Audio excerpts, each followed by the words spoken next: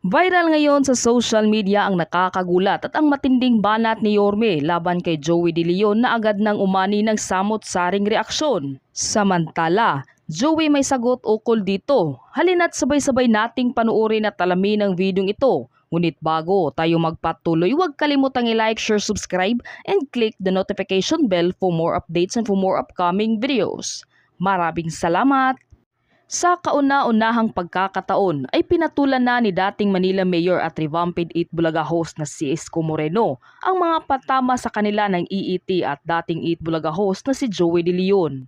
Nitong August 20, usap-usapan sa social media ang cryptic post ni Joey na pinaniniwalaan ng maraming netizens na patama na naman ito sa Eat Bulaga ng mga halos-host, partikular na sa segment ni Isko at Boboy Villar na G sa Gidli.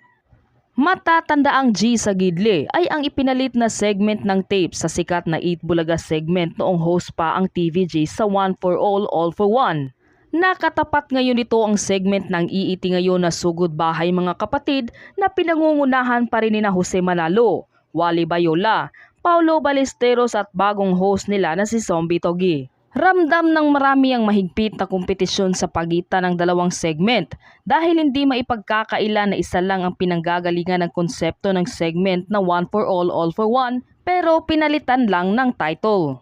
At sa mga nakalipas na araw, tuloy-tuloy nga ang batuhan ng patama ng dalawang segment. Una na rito ang tinapat ng EET sa Yorme ng Tape Bulaga na mayor na walang iba kundi si Jose. Hanggang ngayong linggo nga ay nagpakawala na naman ang patama si Joey na talagang hindi patatahimikin ang mga umangkin ng Eat Bulaga na siya mismo ang nakaisip. Sa kanyang post, sinabi ni Joey, Gina Gitli, dihin sigid tali bilang caption sa larawan ng mga legit Dabarkads host. Samantala sa pagkakataong ito, pinatulan na nga ni Yorme ang patama ni Joey sa segment nila, lalo na't madalas lamang itong tahimik hinggil sa mga patama sa kanila. Sa episode ng G sa Gidli nitong Martes, August 22, malaman ang komento ni Isko na mukhang tungkol ito sa pumanaw na sexy star na si Pepsi Paloma.